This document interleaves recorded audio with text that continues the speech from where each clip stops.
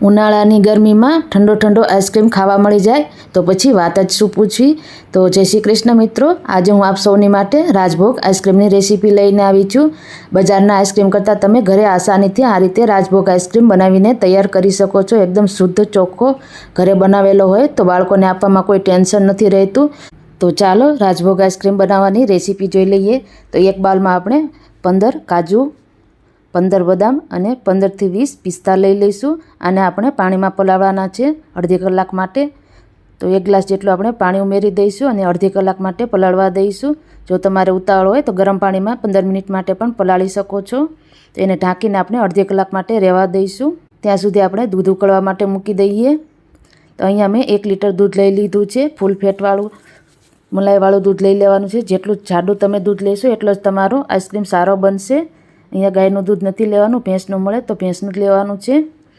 આ રીતે મલાઈવાળું મેં દૂધ લઈ લીધું છે। તો એને ઉકળવા દઈશું। હવે અડધી કલાક જેટલો સમય થઈ ગયો છે તો આપણે કાજુ બદામ અને પિસ્તાને ક્રશ કરી લઈશું। જરૂર લાગે એટલું પાણી કે દૂધ ઉમેરીને એની એકદમ ફાઇન પેસ્ટ બનાવી લેવાની છે। ત્યારબાદ અહીંયા આપણે અડધી વાટકી દૂધ કાઢી લીધું હતું। તો એમાંથી આપણે 2 ચમચી કસ્ટર્ડ પાવડર ઉમેરી દઈશું। અહીંયા મેં વેનીલા ફ્લેવરનો કસ્ટર્ડ પાવડર લીધો છે। એને સરસ રીતે મિક્સ કરી દઈશું દૂધમાં। તો અહીંયા આપણું કસ્ટર્ડ પાવડરવાળું દૂધ તૈયાર થઈ ગયું છે। એ આપણે બાદમાં ઉમેરીશું। ત્યાં સુધી આપણે અહીંયા થોડા કેસરના તાંતણા લઈ લીધા છે। તો એને આપણે ગરમ દૂધમાં પલાળીશું જેથી કરીને કેસરનો કલર ખૂબ જ સરસ રીતે આપણા આઈસ્ક્રીમમાં આવશે। તો ગરમ દૂધ આપણે 2 થી 3 ચમચી જેટલું ઉમેરી દઈશું અને એને પણ સાઈડમાં રાખી દઈશું। હવે અહીંયા આપણું દૂધ ઉકળવા લાગ્યું છે। તો સૌથી પહેલાં આપણે એમાં ખાંડ ઉમેરીશું। તો અહીંયા મેં અડધા કપ જેટલી ખાંડ લીધી છે। તમને જેટલું ગળ્યું પસંદ હોય એ પ્રમાણે વધારે ઓછી કરી લેવાની છે। હવે જે આપણે કાજુ બદામ અને પિસ્તાની પેસ્ટ બનાવી હતી એ ઉમેરી દઈશું। મિક્સર જારમાં થોડું પાણી ઉમેરીને એ પાણી પણ ઉમેરી દઈશું। દૂધને આપણે સતત ચલાવતા રહેવાનું છે જેથી કરીને તળિયે ચોટે નહીં અને બેસે નહીં। હવે જે કસ્ટર્ડ પાવડરવાળું દૂધ હતું એ પણ ઉમેરી દેવાનું છે। થોડું થોડું ઉમેરતા જઈશું અને મિક્સ કરતા જઈશું જેથી કરીને એમાં ગાંઠો ન પડે અને દૂધને સતત ચલાવતા જ રહેવાનું છે। ત્યારબાદ આપણે જે કેસરવાળું દૂધ પલાળ્યું હતું એ પણ ઉમેરી દેવાનું છે। હવે આ દૂધને આપણે 10 થી 15 મિનિટ માટે ઉકાળી લઈશું જ્યાં સુધી એ સરસ રીતે ઘટ્ટ ન થઈ જાય। મેં દૂધને થોડુંક ચાખ્યું હતું તો થોડુંક મોળું લાગતું હતું એટલા માટે ઉપરથી હું 2 ચમચી બીજી ખાંડ ઉમેરી દઈશ। તમારા ટેસ્ટ પ્રમાણે તમારે વધારે ઓછી કરી શકો છો। સતત ચલાવતા રહીને અહીંયા આપણે દૂધને 15 થી 20 મિનિટ માટે ઉકાળી લીધું છે। તો આ રીતનું ઘાટું થઈ ગયું છે। હજુ ઠરશે એટલે વધારે ઘટ્ટ બનશે। તો હવે આપણે ગેસની આંચ બંધ કરી દઈશું અને આ મિશ્રણને ઠંડુ કરી લઈશું।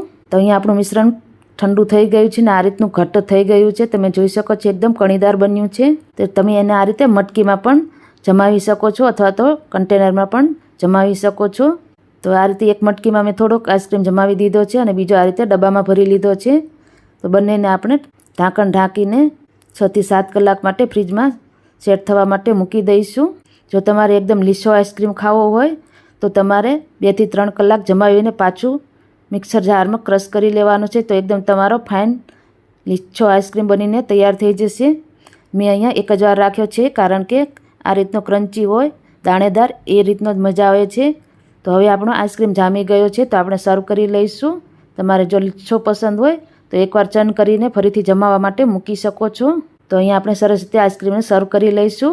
ઉપરથી આપણે કાજુ બદામથી ગાર્નિશ કરી લેવાનો છે। જો તમારે જમતી વખતે પણ કાજુ બદામ ઉમેરવા હોય તો એ રીતે પણ ઉમેરી શકો છો। તો એકદમ ટેસ્ટી આપણો રાજભોગ આઈસ્ક્રીમ બનીને તૈયાર થઈ ગયો છે। વિડીયો તમને કેવો લાગ્યો એ કમેન્ટ બોક્સમાં જરૂરથી જણાવજો અને પસંદ આવ્યો હોય તો તમારા ફ્રેન્ડ્સ અને ફેમિલીમાં શેર કરવાનું ભૂલતા નહીં। ફરી મળીશું આવા નવા રેસીપી વિડીયો સાથે। ત્યાં સુધી આવજો।